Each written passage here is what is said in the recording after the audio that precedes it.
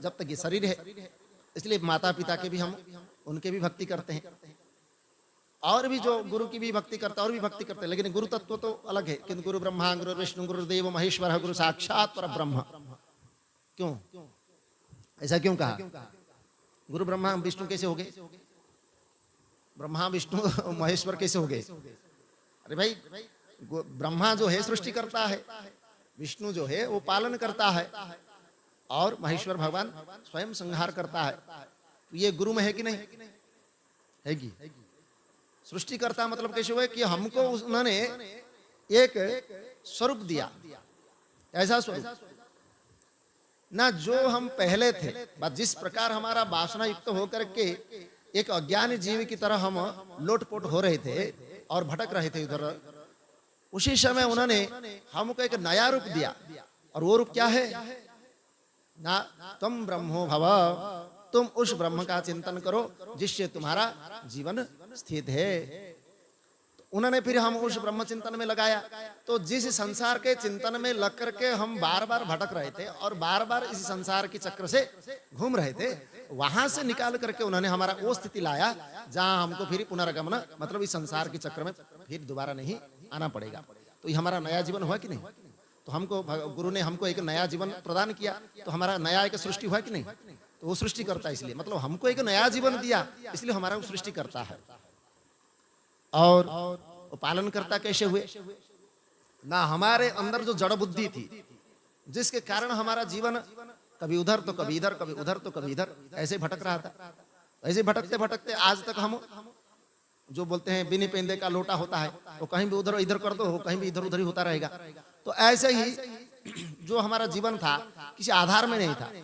तो गुरु के उपदेश से हमने एक आधार बनाया और उस आधार में हमारा निष्ठा हुई और निष्ठा से हम उसमें स्थित हो गए।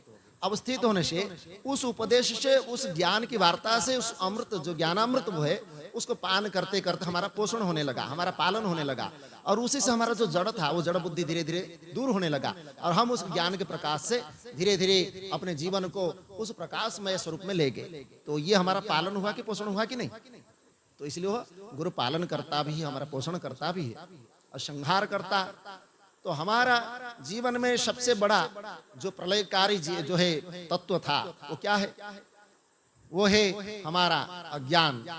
और वो अज्ञान इतना था कि हम सब कुछ हमारे पास था, अंतर बहिष्य सर्वत्र व्याप्य नारायण स्थित, वह हमारे अंदर भी वो परमात्मा तत्व है, बाहर भी वही है, सब कुछ हमारे सन्निकट है, निकट ही है, लेकिन हम उसको नहीं जान सकते थे। क्यों?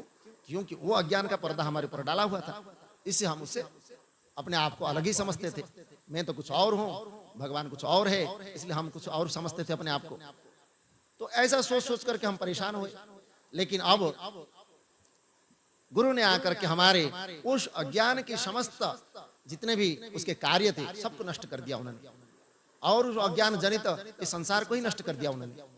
तो उस अज्ञान जनित समस्त कार्य को नष्ट करने से आपका भेद दृष्टि तुरंत ही समाप्त हो गया और अभेद दृष्टि को प्राप्त हुई। तो इससे आपका जो अज्ञान को उन्होंने नष्ट किया वो संहार करता हुए, अर्थात आपके अज्ञान को तुरंत ही आपके जीवन से दूर कर दिया। तो वह संहार करता हुए, इसलिए गुरु ब्रह्मा गुरु विष्णु गुरुदेव महेश्वर, गुरु साक्षात परब्रह्म। परब्रह्म कैसे हुए?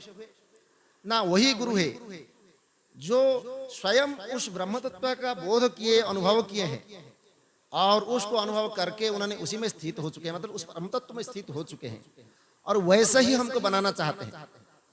अर्थात गुरु अपने जैसा ही अपने को बनाना चाहते हैं, इसलिए वह परब्रह्म तत्व में बना मतलब स्थित होकर के हमको ही उस परब्रह्म तत्व के साथ लीन कराना चाहते हैं। इसलिए वो साक्षात परब्रह्म है और ऐसा परमात्मा ही कर सकते हैं जो अपने जैसा ही अपने तत्व में मिला सकते हैं। इसलिए गुरु साक्षात परब्रह्म।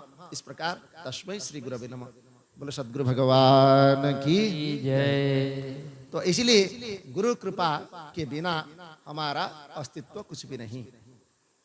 इसलिए जो अस्तित्व उपलब्धव्यम ये है, इसीलिए हम उसको जानते हैं और नहीं होता तो कुछ भी नहीं जान सकते थे। उसका बोध हमको गुरु कराते हैं। तो इसलिए ये भक्ति मतलब गुरु भक्ति जो है ये इसीलिए करते हैं कि वह भी हमारा एक परमात्मा स्वरूप है, इसलिए गुरु भक्ति किया जाता है।